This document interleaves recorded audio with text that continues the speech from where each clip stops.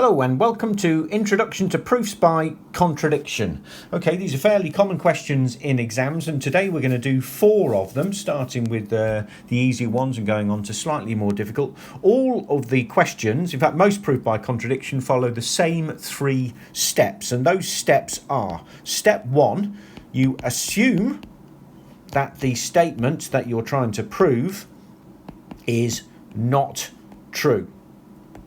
Step 2, once you've done that, you prove, based off the assumption in step 1, that something impossible is true, and therefore we have a contradiction, and therefore step 3, our conclusion, is that we conclude, therefore, that the statement is true.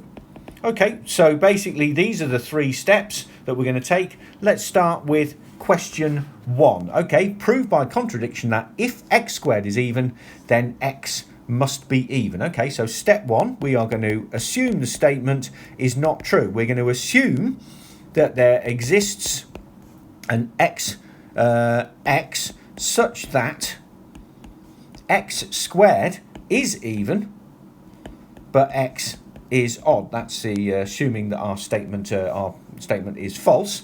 Okay, so that's step 1. Step 2, okay, well therefore if x is even, if x is odd, well then we can write x as 2n plus 1, which means that x squared is 2n plus 1 squared, which equals 4n squared add 4n add 1, which is 2 times 2n squared add 2n add 1, which means if x is odd, x squared must be odd, because this part here, 2 times the 2n squared add 2n, is even. But that is a contradiction, because we have assumed that x squared is even, and we have now proved that x squared is odd. So there is our contradiction, and so therefore 3, all we have to do is write our conclusion, which is by contradiction, if x squared is even, then x is even. Okay, that's question number 1. Let's have a look at question 2. This is a really common question on exams. Question 2, prove by contradiction that root 2 is irrational. Okay, so what we're going to do, number 1, is we're going to assume that that statement is not true. So we're going to assume that we can write root 2 as m over n for some m and n contained in the integers where m and n have no common factors. Okay, so therefore number 2, we are now going to show that that results in some impossibility. So let's square both sides. That will be 2 equals m squared over n squared, i.e. 2n squared equals m squared. Therefore we know that m must be, m squared is even, so we know that m squared is even, so therefore we know that m is even, which means therefore that we can write m as 2p for some p contained in the integers, and therefore from this one here we have that 2n squared equals 2p squared, which equals 4p squared, i.e. we have that n squared equals 2p squared. So therefore we have that n is even, n squared is even, so n is even. But if n is even and m is even, that means they share a common factor of 2. But we have assumed that m and n do not share any factors, therefore we have a contradiction, and therefore our conclusion is, hence, root 2 is irrational. Okay, that's question number 2. So now question number 3.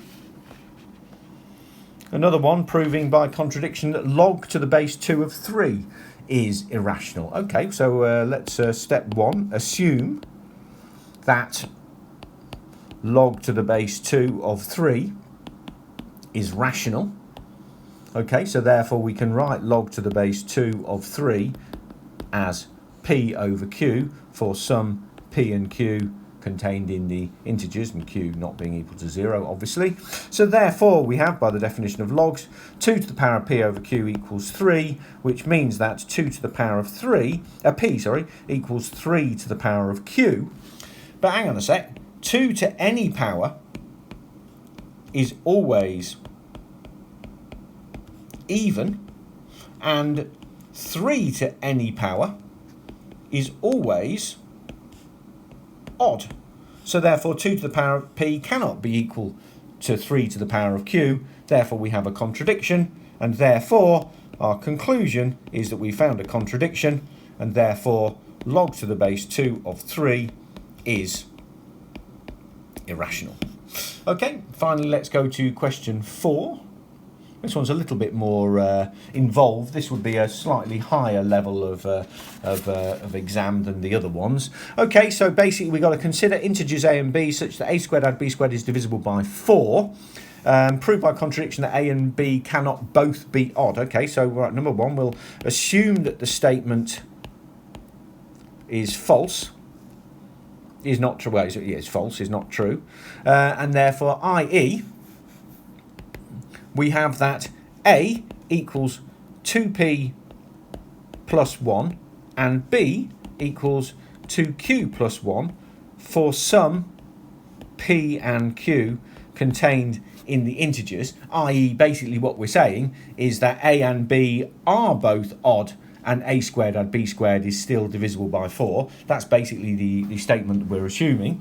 Okay, so let's have a look. We have that a squared add b squared equals 2p add 1 squared add 2q add 1 squared, which equals 4p squared add 4p add 1 add 4q squared add 4q add 1, which equals 4p squared add p add q squared add q add 2. But this bit here is divisible by 4, but 2 is not divisible by 4. Hence, the entire statement is not divisible by 4, and we have assumed that it is divisible by 4, and therefore we have a contradiction, and therefore A and B, our conclusion, is that A and B cannot be both odd if A squared add B squared is divisible by 4.